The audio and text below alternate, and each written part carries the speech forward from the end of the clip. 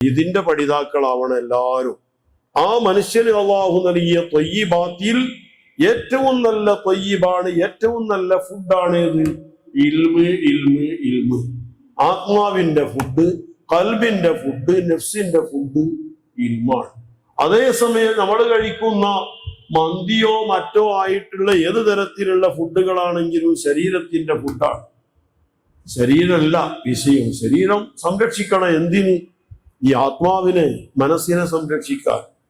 അതിന്റെ പേക്കാണ് ശരീരം എന്നാണ്. അപ്പോ ഇതിനേക്കാൾ ഏറ്റവും മുന്തിയ ഫുഡ് ഖൽബിന് കൊടുക്കേണ്ട, ആത്മാവിന് കൊടുക്കേണ്ട ഫുഡാണ്. ആ ഫുഡാണ് സുൽത്താനുൽ ഉലമ നമുക്ക് സംവിധാനിച്ചത്. എല്ലാവരും ഇതിന്റെ പഠിതാക്കളാകണം. 30 പാഠം മുടങ്ങാതെ ക്ലാസ് പങ്കെടുക്കണം. ഇതൊരു ദർസാണ്, കിതാബല്ല. വട്ടത്തിന് ദർസിന്റെ അച്ചടക്കങ്ങളും ചിട്ടകളും ഒക്കെ പാലിച്ച് ഇതിൽ പങ്കെടുക്കുന്നവരൊക്കെ മുത്തഅല്ലിമീങ്ങളായി, സാധാരണക്കാർക്ക് മുത്തഅല്ലിമീങ്ങളാകാനുള്ള ഒരവസരമാണ്. മുത്തഅല്ലിമിന് വലിയ പൗറുണ്ട്. ഇൽമു പഠിക്കാനായി ഇറങ്ങി തിരിച്ച സഹറല്ലാഹു ലഹു ത്വരീഖൻ ഇലൽ ജന്ന, അത് നേടാൻ നിങ്ങൾക്ക് കഴിഞ്ഞിട്ടില്ലല്ലോ. അപ്പൊ നിങ്ങൾക്ക് ഇതിന് കഴിയണം. സുൽത്താനുൽ ഉലമന്റെ ആ കൃപയാണ് ഇത്. ഇതിന്റെ അവസാനത്തെ ക്ലാസ് 30ാമത്തെ ദർസ് ആരെടുക്കും? സുൽത്താനുൽ ഉലമ ജനലക്ഷങ്ങൾക്ക് വേണ്ടി ഓതിത്തരും. എവിടുന്ന്? 100ാം വാർഷിക സമ്മേളന മജ്‌ലിസിൽ വെച്ച് എല്ലാവർക്കും സുൽത്താനുൽ ഉലമ ഓതിത്തരും. അപ്പൊ എല്ലാവരും സുൽത്താനുൽ ഉലമന്റെ നേരെ ശിഷ്യന്മാരായി. ഒരു കിതാബ് സുൽത്താനുൽ ഉലമയിൽ നിന്ന് ഓതി, അവരുണ്ടാക്കിയ കിതാബ് മുഴുവൻ ഓതി തീർത്ത് എന്ന വലിയൊരു ബഹുമതി. ഇത് ചിലപ്പോ ലോകത്ത് തുല്യത ഇല്ലാത്തൊരു ബഹുമാനക്കാരാണ്. അന്ന് വരാൻ കഴിയാത്ത വിദേശത്തുള്ളവർക്ക് ഓൺലൈനായി കിട്ടും. അങ്ങനെ ലക്ഷങ്ങളൊന്നായിട്ട് ഒരു ദിവസം കിതാബ് ഓതാം. ലക്ഷങ്ങളൊന്നായിട്ട് ഒരു ഗുരുനാഥനിൽ നിന്ന് ഒരേ സമയത്ത് ഓതാം. ആ സമ്മേളനം ജനലക്ഷങ്ങളെ മജ്‌ലിസായിരിക്കും. അപ്പൊ നിറയെ മലക്കുകൾ ഉണ്ടാവും ഈ ഒരു ബഹുമാനം നേടാൻ. അതുകൊണ്ട് ലോകത്തിന്റെ ഏത് ഭാഗത്തുള്ള മുഅ്മിനീങ്ങളും ഇതിന്റെ പഠിതാക്കളാവണം. എല്ലാ സ്ഥലത്തും ഇതിന്റെ പഠന കേന്ദ്രമുണ്ട്, ദറസുണ്ട്. അതിൽ പങ്കാളികളാകണം. എന്നാ കിട്ടൽ എന്താ?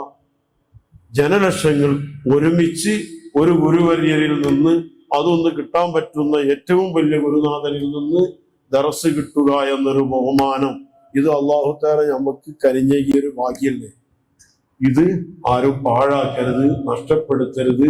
ആ മജ്‌ലിസിലേക്കും 100ാം വാർഷിക മജ്‌ലിസിലേക്കും എല്ലാ സഹോദരങ്ങളെയും നിങ്ങൾ എത്തിക്കണം.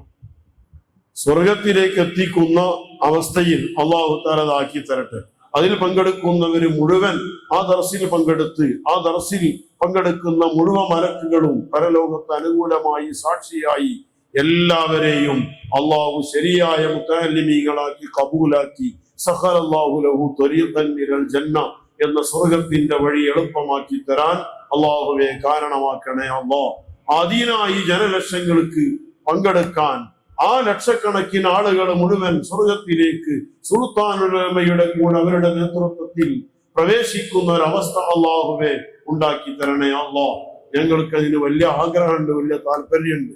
കാരണം ഇന്ന് കാലത്ത് ലോകത്തിന്റെ ഏത് ഭാഗത്തും ജീവിച്ചിരിക്കുന്ന മുഴുവൻ മഹാരഥന്മാരെയും പോയി കണ്ട് സർവ്വ രാഷ്ട്രങ്ങളിലും കറങ്ങി അവിടെയുള്ള മഹാന്മാരെ തേടിപ്പിടിച്ച് അവരൊക്കെ ബറക്കത്തും പൊരുത്തവും വാങ്ങി വഫാത്തായ മഹാന്മാരുടെ മുഴുവൻ മഖ്ബറകളും മഖാമുകളും തേടിപ്പിടിച്ച് അവിടെ മുഴുവൻ സിയാറത്ത് ചെയ്ത് എല്ലാവരുടെയും പൊരുത്തം വാങ്ങിയ വലിയൊരു മഹാനാണ് സുൽത്താനുൽ ഉലമ എന്നതിൽ ആർക്കും തർക്കമില്ല. ആ നിലക്ക് മഹാന്മാരെ വഫാത്തായവരെയും ജീവിച്ചിരിക്കുന്നവരെയും അടുത്ത് ചാരത്ത് ചെല്ലാൻ ഭാഗ്യം കിട്ടിയ വേറൊരു നേതാവിനെയും കാണിക്കാനും ചിലപ്പോൾ കഴിയണമെന്നില്ല. ഇത്ര വലിയ ഭാഗ്യം അല്ലാഹു തആല കൊടുത്ത് എല്ലാ പൊരുത്തവും വാങ്ങി നമ്മളെ ഉസ്താദായ ശൈഖുന ബഹറുൽ ഉലൂം ഖദ്ദസല്ലാഹു സിർറഹുൽ അസീസ് അവരെടുത്താണ് അവര് ഒന്ന് ഓതിയത്. ലാസ്റ്റ് ബാഖിയാത്തിൽ പോകാനുള്ള സമയങ്ങളൊക്കെ അവിടെ നിന്നാണ് ഓതിയത്. എന്നാൽ സുൽത്താനുൽ ഉലമ ബഹറുൽ ഉലൂം വഫാത്തായി എന്ന് കേട്ടപ്പോ യഥാർത്ഥത്തിൽ ബഹറുൽ ഉലൂമിനെ കണ്ടുകാണ്ട് പോയതാണ്. ഇങ്ങോട്ട് കോയമ്പത്തൂരിലേക്ക് ഒരു പരിപാടിക്ക് വേണ്ടി പോവുകയാണ് സുൽത്താനുൽ ഉലമ. അതിന് ഉച്ച സമയത്ത് ബഹറുൽ ഉലൂം രോഗമായി കിടക്കുമ്പോ വന്ന് കണ്ട് മന്ത്രിച്ച് പോയി. വൈകുന്നേരമായപ്പോ വ്യാഴാഴ്ച വൈകുന്നേരം വഫാത്തായി. വെള്ളിയാഴ്ച 10 മണിക്കാണ് മറമാടൽ നടത്തിയത്.